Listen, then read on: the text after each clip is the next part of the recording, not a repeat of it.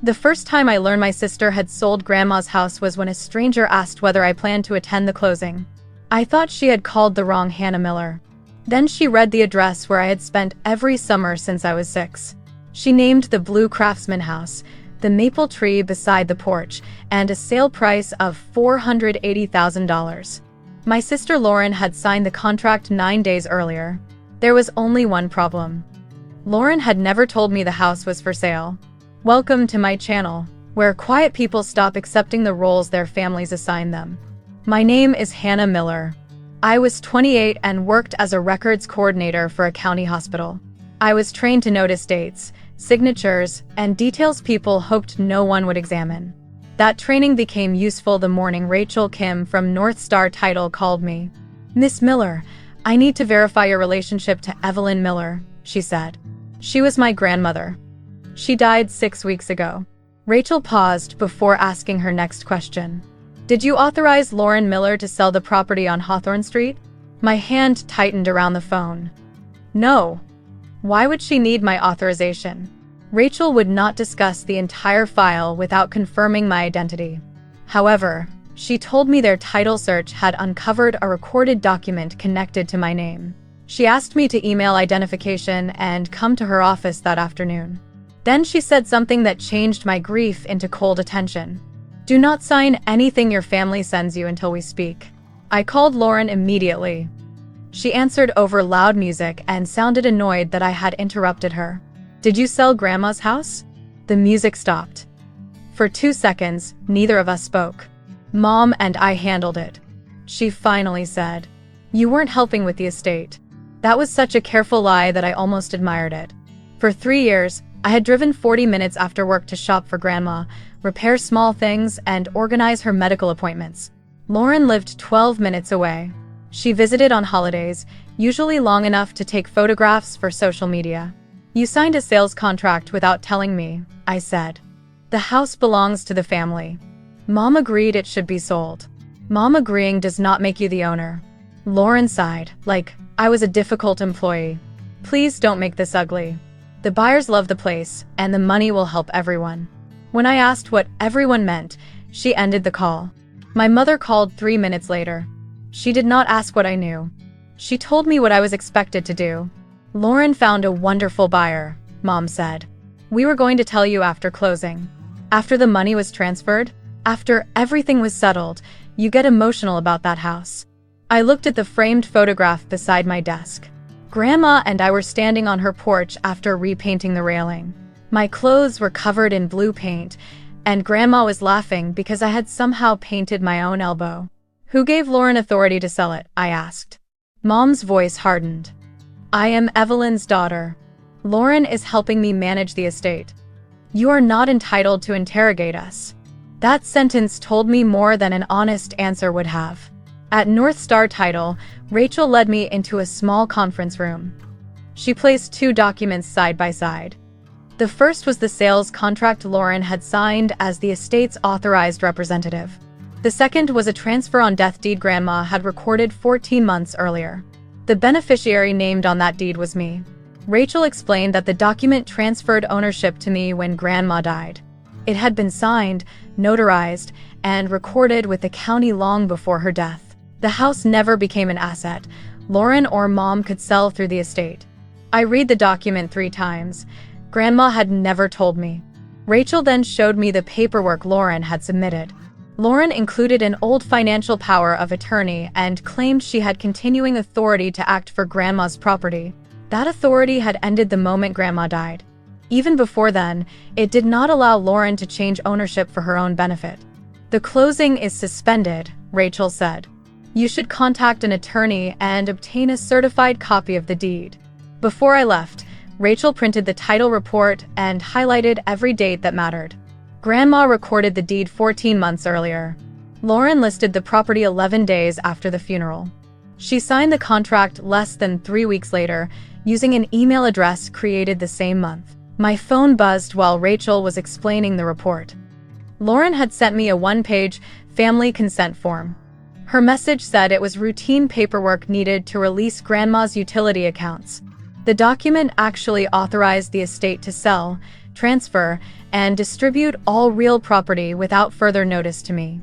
If Rachel had called one day later, I might have signed it during a busy shift. I forwarded the form to her instead.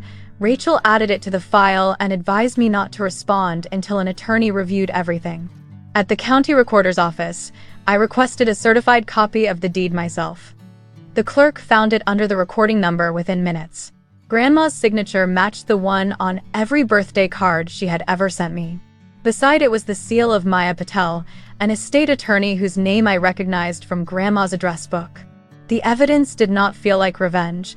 It felt like a handrail appearing beside a staircase I had been pushed toward in the dark. I thanked her and asked for a written list of everything North Star needed.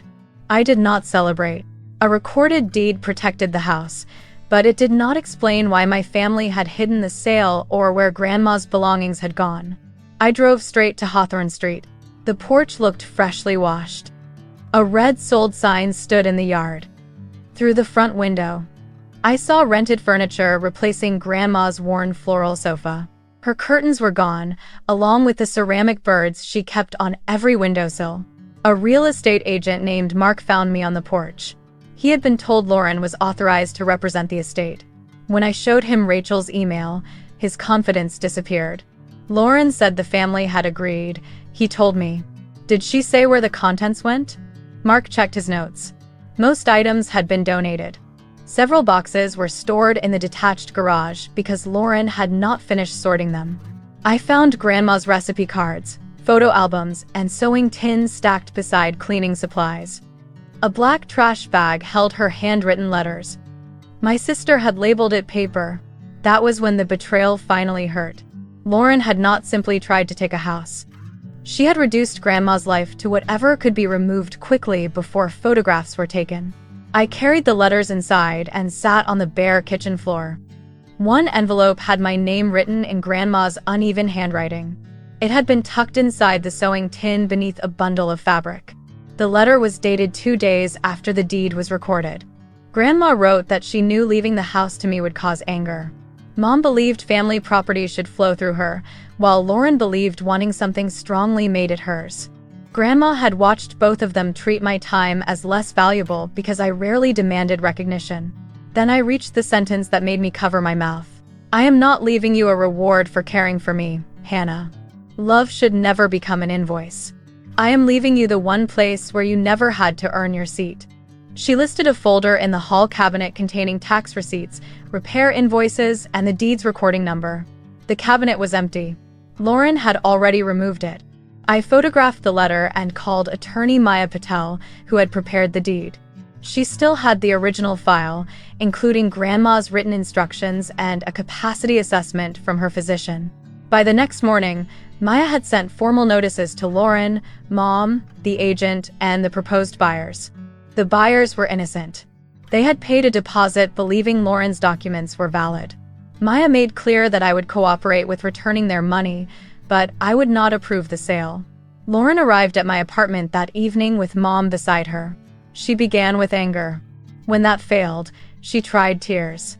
She said she had already placed a deposit on a downtown condominium using money she expected from the sale. Mom had promised Lauren half and planned to use the rest for debts. Neither of them had planned to give me anything. Grandma was confused, Mom said. You pressured her when she was vulnerable. I placed the physician's assessment and Maya's file on the table. She met the attorney alone. Her doctor evaluated her the same week. Would you like to repeat that accusation in writing? Mom looked away. Lauren leaned toward me. You don't need a whole house. You're single. There it was. The family arithmetic I had lived with for years. Lauren's plans counted as needs. Mine counted as empty space available for redistribution. You tried to sell property you did not own. I said. You used an expired power of attorney, hid the contract, and discarded Grandma's belongings. This is no longer a discussion about fairness. Mom demanded that I divide the house because families should not fight over money. You chose money before I knew there was a fight. I gave them 2 options Maya had prepared. Lauren could cooperate, return the buyer's deposit and documents, and pay the expenses caused by her false representations. Or we could let the title company, the buyers, and the court examine everything formally. For once, I did not soften the consequence to protect them from embarrassment. Lauren signed the settlement 4 days later. She returned the deposit from her savings, reimbursed the buyers for their inspection, and surrendered every box taken from the house. Mom contributed money because emails showed she had encouraged Lauren to proceed before telling me. The sale was canceled. The buyers later found another home, and I wrote them an apology they never should have needed. I moved into Grandma's house that autumn. I repainted the porch the same blue we had chosen together and put her ceramic birds back in the windows. I converted the front bedroom into a quiet reading room for the neighborhood literacy group where Grandma once volunteered. Mom told relatives I had broken the family apart over a building. I stopped defending myself. Anyone who believed her could read the recorded deed, but most people preferred a simpler villain. Lauren and I did not reconcile. She apologized for getting caught in a mess, never for creating it. I accepted that some apologies are only requests to remove consequences. On my first night in the house, I sat on the porch with Grandma's letter. For years, I believed keeping peace meant making myself smaller. Grandma had understood the cost before I did. The title company's call did not give me that home. Grandma's decision, properly documented, protected it. My work was believing the truth mattered enough to defend. Lauren tried to sell the place where I never had to earn my seat. Instead, it became the place where I finally stopped giving that seat away.